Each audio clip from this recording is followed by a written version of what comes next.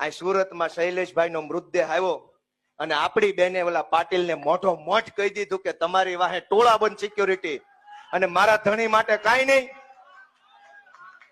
ઈ બેને પાટીલ ને સંઘવીને મોઢા મોઢ કહી દીધું કે તમારી વાહે ટોળા બંધ સિક્યોરિટી, મારા ધણીનો જીવ જીવ નથી.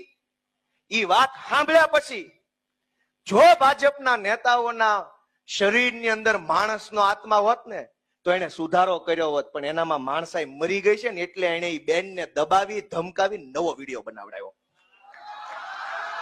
એનામાં એટલી શરમ નહોતી કે લાશ ઉપર ઉભા રહીને એક બેન બોલે છે ને તો એ શબ્દો મોઢેથી નહીં આત્મામાંથી નીકળતા છે. એ વાત પાટીલને સમજાણી નહીં. પતિની લાશ પડી હોય ને જે બેન બોલે એ મોઢેથી બોલે કે આત્માથી બોલે? આત્માથી બોલાયેલી વાત પાટીલ અને સંઘવી જેવાના કાન સુધી પોગી નહીં દોસ્તો. શું કામ? એનો આત્મા મરી ગયો છે દોસ્તો. પણ એનો ભલે મર્યો, આપણો આત્મા ક્યાં છે? ગુજરાતનો આત્મા ક્યાં છે? કરોડો લોકોનો આત્મા ક્યાં છે? આમ જનતાનો આત્મા ક્યાં છે? કેમ ચૂંટણીઓમાં ભાજપનું બટન દબાઈ જાય છે? આપણો આત્મા, આપણો હાથ ધ્રુજતો કેમ નથી ભાજપનું બટન દબાવતા? એ વિચારવાનું આપણે છે દોસ્તો. બૂથમાં જઈને આમ હાથ લાંબો કરીએ તો હરણીની બોટ દુર્ઘટનાની અંદર ઓલા નાના નાના છોકરા જે ગુજરી ગયા ને એની ચીસ આપણા કાનમાં સંભળાવી જોઈએ, કાન ફાડી નાખે એવી ચીસ સંભળાવી જોઈએ, પણ નથી સંભળાતી. મત આપવા જઈએ, બૂથમાં પહોંચીએ, મશીન સામું જોઈએ તો આ તક્ષશિલામાં સળગતા સળગતા જે નીચે પડતા હતા ને છોકરા દેખાવા જોઈએ, આંખમાંથી લોહી નો આંસુ આવવું જોઈએ, ભાજપનું બટન ન દબાવવું જોઈએ દોસ્તો.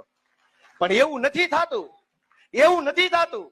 ખબર નહીં હું છે, આત્મા નથી જાગતો. 40 વર્ષ થઈ ગયા, પરિવારો બરબાદ થઈ ગયા, ગુજરાતને કેટલું પાછળ ધકેલી દીધું, ડ્રગ્સનો વેપાર, દારૂ, ગુંડા. આપણો આત્મા કેમ નથી જાગતો? ઈ વાતને આપણે અંદરથી હચ મચાવીને પૂછવાની આપણી જાતને, ક્યાં ગયો મારો આત્મા? હું આ ગાંધીના ગુજરાતનો માણસ છું કે નહીં? હું આ સરદાર પટેલનો વારસદાર છું કે નહીં? એ સવાલ આપણે આપણી જાતને પૂછવાનો છે. અનેક ઘટના બને. રાજકોટમાં અગ્નિકાંડ બન્યો, કેટલાય લોકો જીવતા હળગી ગયા. એની અંદર સરકાર સાચો આંકડો બહાર નો આવવા દે.